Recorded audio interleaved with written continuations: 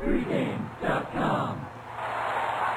Welcome back, pregame.tv. We're going to be breaking down NBA Milwaukee at Houston. I am Steve Fezzik. I am here with, I'm not going to call him pessimistic, but Bryan Leonard. I once described you as the man who, if given like a nice beer, you'd look at it and said, wait a minute, this is 1/4 empty. No. You're going to have to explain that to me when we get off the air. Okay, very good. Like, you know, half full, half empty, and even worse than 1/4 empty. Yes, okay. Very, very good. But you pick winners, and that's why I love you. And you pick winners on crappy NBA games, and I don't mind that either because I actually prefer to watch the low-profile ones, surfing around the NBA channel to go ahead and find them. Talk to me about Milwaukee here. They pick up J.J. Redick. Is this the most diverse guard group in the league? You got J.J. Redick. He and his wife go to see Justin Bieber concerts, right? You got Monte Ellis, who can get an endorsement deal with any tattoo company in the world, and Brandon Jennings, who can probably get a deal with any alternative salon, right? How is this all going to mesh together? The unfortunate thing for Milwaukee is they have to put other players on the field or on the court that have to rebound and pass them the ball. Milwaukee's got some good, talented guards, obviously. But how many times have we seen a team that has 3 or 4 guys who do all the same thing? You got to have role players on this team. Come on. Sure. There's only one basketball. Sure. You can't have 3 guys that do nothing but bomb from 3, and you can't have 2 centers that just clog up the lane. We've seen that again and again and again. Houston, the more complete team here, been playing very well, and a lot of people talking about Houston, you know, will the Lakers make the playoffs? And one team I don't think we have to worry about slipping back behind them would be Houston. Would you agree? I would, and unfortunately I used a play in Oklahoma City the other day against Houston for my game of the year. Thought it was looking pretty good when they were up by 14 in the fourth quarter, but kind of fell apart. You wouldn't expect that from Oklahoma City. I know for a fact that you're 10-2 on your plays. 11-2. Correction, 11-2. I'm bad. About to go to 12-2, judging by your smiles as you're checking the scores during our breaks, and yet you managed to pick out into that urn of white marbles. There's only 2 black marbles. You did say I was a pessimistic person, but I also.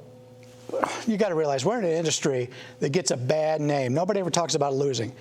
People lose. We lose. We don't win every game. We've seen this. You've been watching these videos. We've done great overall so far, but we're not going to hit 80% of our plays all season long on these videos. But in recent times, you have been hitting 80%. You managed to lose your game of the year by pulling out the black marble. I found the black. How can you be so incompetent? The black marble was Oklahoma City off of back-to-back losses, playing at home against Houston, who they've crushed.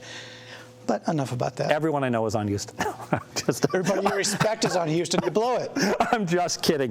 Tell me why Houston's going to kill them in this game. All right. You take a look at the Bucks. They're not playing well at all. They've lost 9 out of 11 games coming into the game tonight on Tuesday. The only 2 games they won, Philadelphia by 2, the team who lost at home tonight to Orlando in a blowout, and the Orlando Magic, who can only beat the Philadelphia 76ers. In those 11 games, Milwaukee has failed to cover 10 out of those 11 games. They're not playing well at all. Second game of back-to-back, as I pointed out, they did play it at Dallas on Tuesday. Last time these 2 played, I'll tell you how times have changed. They're back in Milwaukee. The game was a pick-'em. And Houston blows them out 115-101. Milwaukee just could not defend them. Now Milwaukee's offense is really slowed down from what it was earlier in the year. And, you know, the Rockets are coming to this game. They're well rested.